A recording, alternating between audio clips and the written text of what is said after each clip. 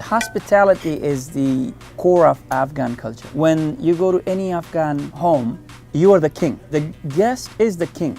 You make the rules. Omar, a former U.S. military recruiter from Afghanistan, moved to the U.S. 20 years ago. He decided to open up Houston's first Afghani restaurant in 2012, bringing the flavors of the Middle East right to Texas. We have the community here in this area. We have India, Pakistan, Iran, Persia, Tajikistan, Uzbekistan, Kyrgyzstan. They started coming in and they like the food. Afghan cuisine is very famous. You grew up cooking? No, No? I'm a lawyer. You're a lawyer. I went to Afghanistan with the US military. Oh. We were not allowed to eat from the outside. We were eating food in the dining facility. A lot of frozen food would come, and every once in a while we would just give money to some locals and they would bring food from the outside. No matter what race, they love the food. I said, if they love it, why not open one over here? And since day one, I never seen a bad day. This is goat karahi.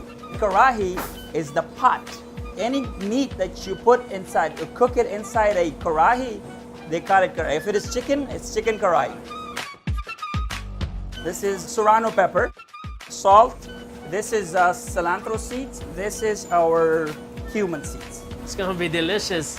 All of this cuisine is all new to me, and I see halal. What is halal? Halal is a certain way that we slaughter animals in our faith, in Islam. It is similar to kosher in Judaism. It's basically we slaughter animal for the blood to flow the right way and do not hurt animal too much. That's the main thing. And we say prayer. After that, it becomes halal. So these are marinated kebabs. Saffron is very important in Afghan cuisine. That's the color of it. And there we you have go. the best saffron in the world. Hello. Hi, I'm Sheldon. Nice to meet you. This is my father. Proud of your son? Welcome. Very much. This is called sela rice. Cumin seeds and the lamb broth that we put in there. So we basically pour this in. The Kabuli rice. We add a little bit of carrots, a little bit of raisins. This is gonna add sweetness to the rice. Exactly. Mainly the steam cooks it. It has to slow cook. What is the Ramadan? Well, it's a fasting month, and I'm sure a lot of religions have fasting month. Ours is the toughest one. We're not allowed to drink water from sun rise to sun down. We are not allowed to eat or drink. It's an exercise. It basically teaches us to care for poor. If you don't have food, this is how you feel. So what do you think about the guy who's sitting across the street from you with no food? So you just care for them and you give them. Do you get plumped up before then? Yeah, Do we you have eat? to eat a little more. What we do is basically with our fingers try to smoothen it up. We make holes in it for the bread not to just pop. We pick it up like this, put a little water to it so it sticks. And it just sticks right on top Right. like that. And Okay, start. I'm gonna try myself one. And then I take it from here. Save your arms, okay? If you hit Yeah. this place, I'm this gonna is get like a hell. scar for life. Yes. All right. Go up. Good job. Good job. You did it. Oh. And that's why I cook Filipino food. We'll leave the cooking up to the professionals over here.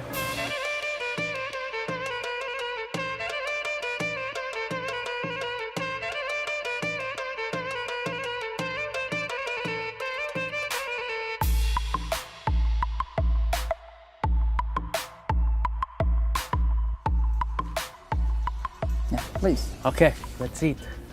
Is there a word that we say before we eat? We say in the Okay. name of God. In the name of God. Yes. We prepared rice. It's called Kabuli rice, and on top of it is kebab, a famous expression from the neighbors that Afghans will eat meat 3 times a day, breakfast, lunch, and dinner, and that's true. The next one is the goat karai. This is very typical of the eastern portions of the country. And this is burani banjan. It's eggplant with homemade yogurt, and that's our Kabuli pulao. It's lamb shank with the rice, and this is our national dish. We're geographically located in the middle of Pakistan, which used to be India, and Persia. If you ate Persian food, not a lot of spices or anything like that. But if you go to India, it's another extreme. They have spices. Your hand will smell curry for 3 days, even if you wash it 3 times. So we're in the middle, a little bit from both sides. In recent times, immigration has been a huge topic, and it has affected a lot of people around, and just a way of life. My community is very peaceful. Whatever we see on Fox is different. And I studied Quran very well, and it's nothing but peace.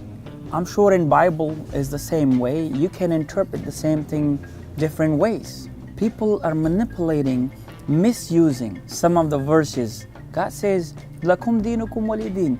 You have your own way of life, and I have my own way. This is the exact verse of Quran. But no, ISIS nowadays, they would just bring people and make them convert.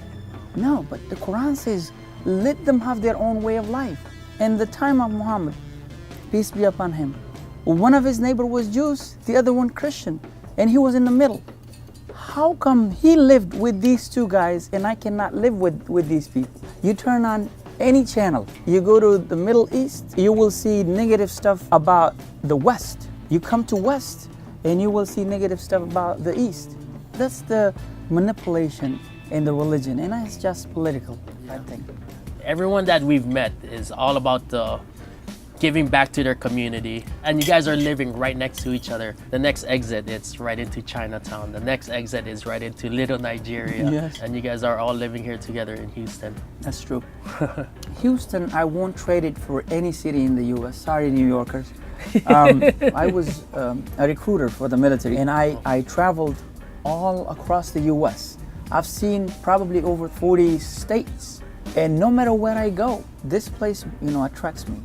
This is your home. This is my home. همیشه د پر دلته راشي د سیده لکه ستاسې کور او دغه خوراکونه چې دی په افغانستان کې میټروپول هوټل دی انټرکانټینټل دی کابل هوټل دی هغې کې عصري برګر او د نور ښه خوراکونه شته دی خارجي خو څوک یې نه خوري همدغه باندې ډېر میلان کوي د نورو هوټلونو کې نو موږ هماغه رانیولي دي.